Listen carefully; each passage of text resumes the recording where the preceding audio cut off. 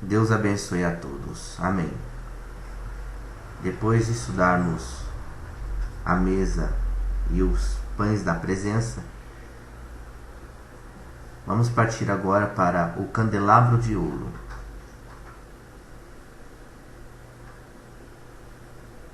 O candelabro de ouro é um objeto a ser fabricado depois da mesa dos pães da presença e ficava exatamente ao lado oposto à mesa de ouro, no lado sul do lugar santo, no santuário. Veja Êxodo 26, 35 e 40, do 4, 24. A imagem que fazemos de um candelabro está relacionada a velas acesas. Mas esse não é o caso aqui. O candelabro de ouro era mais uma peça de luminária, onde havia 7 lâmpadas acesas. Este candelabro tinha lamparinas e não velas. Velas queimam e derretem rapidamente, mas as lamparinas permanecem acesas se forem mantidas continuamente abastecidas com óleo, obviamente. A igreja não é uma vela, nem deve iluminar como uma vela. A luz da vela é mortiça, por não dizer fosca e sombria. A igreja deve ser como uma candeia, espalhando fortemente a luz divina através do contínuo abastecimento do óleo do Espírito Santo. O principal propósito do candelabro era irradiar luz e iluminar tudo o que havia no santuário. Escrito está: faça um candelabro de ouro puro e batido. Esse utensílio recebeu vários nomes, como candelabro, Êxodo 35, 14, candelabro de ouro, Êxodo 25, 31, e candelabro de ouro puro, Êxodo 31, 8. Podemos notar aqui que nenhuma medida foi dada para a fabricação do candelabro, diferentemente dos outros utensílios do tabernáculo. Mais adiante, veremos que a bacia de bronze também apresenta a mesma característica. Ambos foram descritos sem qualquer referência quanto à medida ou tamanho. A ideia aqui é que não podemos medir a luz de Deus, revelada pela igreja no decorrer dos tempos, assim como não podemos calcular o poder purificador da água, representada pela palavra, a palavra de Deus. Outro elemento de ligação entre essas duas peças da mobília do santuário é o fato de que tanto o candelabro quanto a bacia serem feitos inteiramente com metais.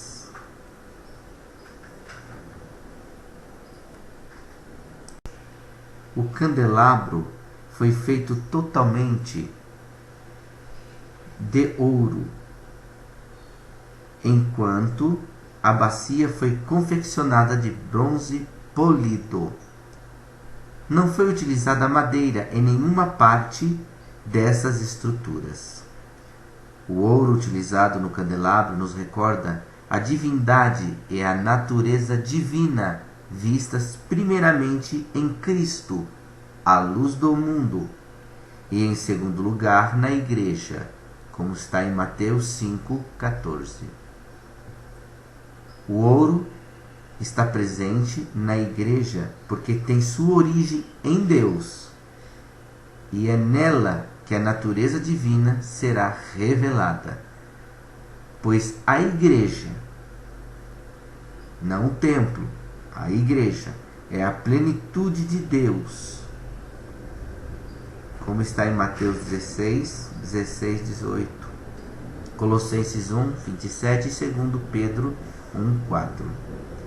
Em relação ao candelabro, o Senhor Jesus deu uma exata interpretação do seu significado simbólico.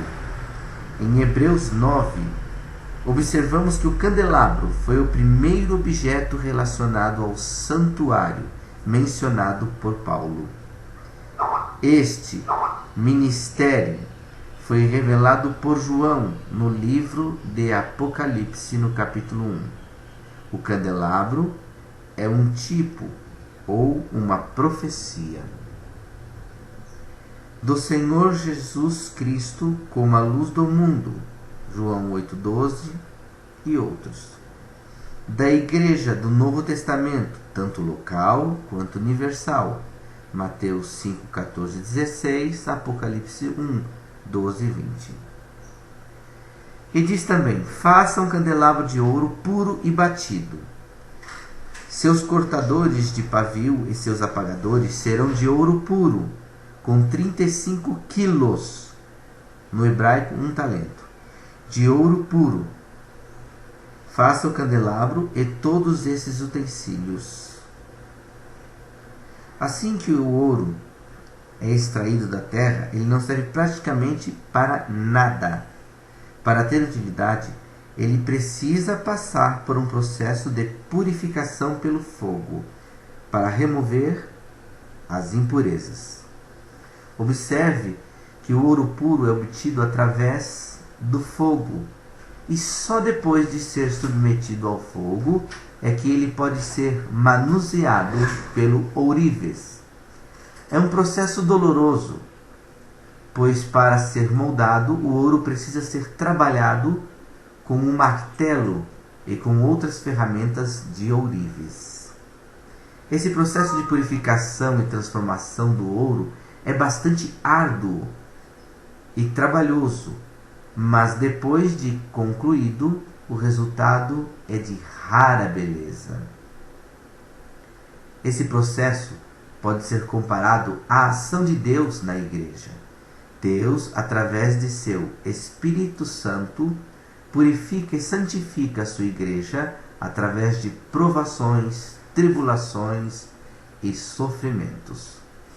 Tudo isso é feito com um propósito: fazer com que a igreja se torne como ouro puro e venha a ser conforme o padrão divino, tal como Deus havia planejado. O pedestal, a haste, as taças, as flores e os botões do candelabro formarão com ele uma só peça. 6 braços sairão do candelabro, 3 de um lado e 3 de outro. Haverá 3 taças com formato de flor de amêndoa num dos braços, cada uma com um botão e flor, e 3 taças com formato de flor. Assim será com os 6 braços que saem do candelabro. Na haste do candelabro haverá 4 taças com formato de flor de amêndoa, cada uma com botão e flor. Haverá um botão debaixo de cada par de 6 braços que saem do candelabro. Os braços com seus botões formarão uma só peça com o candelabro, tudo feito de ouro puro e batido. Êxodo 25, do 31 ao 36. Ou seja, uma haste central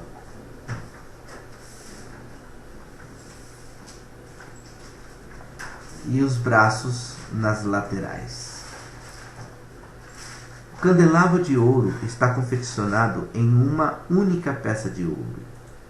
Esse candelabro tinha um pedestal central, ou principal, do qual saíam 6 braços, 3 de um lado, como disse, e 3 de outro, de modo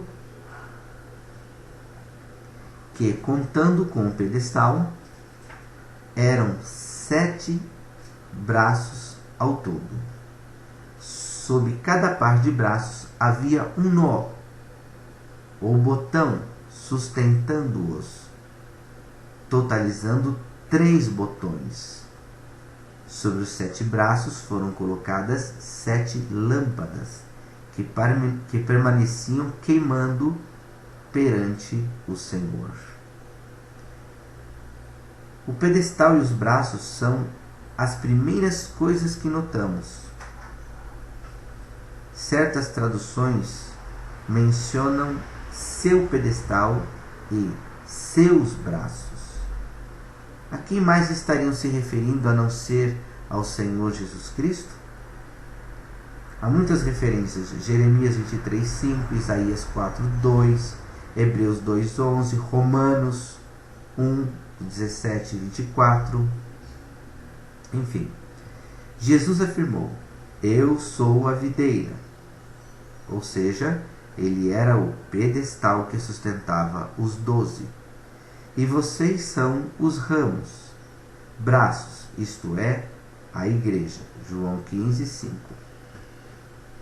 Assim como os braços são sustentados pelo pedestal e os ramos permanecem na videira, assim a igreja, através de uma união sobrenatural, deve permanecer em Cristo, o cabeça de todas as coisas. Assim como os braços se originam do lado do candelabro e Eva se originou do lado de Adão, a igreja se originou do lado perfurado de Cristo. Vide Gênesis 2:21 e João, Evangelho 19:34. Em relação à ornamentação do candelabro, é preciso reconhecer que existem diferentes opiniões quanto à exata natureza dos botões, ou flores, e taças com formato de flor de amêndoa. Alguns estudiosos sugerem que os botões eram romãs ou alguma flor em botão. As taças ou cálices eram como folhas envolvendo as flores, ou taças em formas de amêndoa, e as flores seriam como lírios. Bem, é uma pena que não tenhamos mais o candelabro verdadeiro. Ele nos daria a ideia exata desse objeto. Contudo, se recorrermos a outras passagens bíblicas, podemos chegar a uma compreensão melhor desse ornamento. Seja como for, é preciso ser coerente com a revelação total encontrada na Palavra de Deus.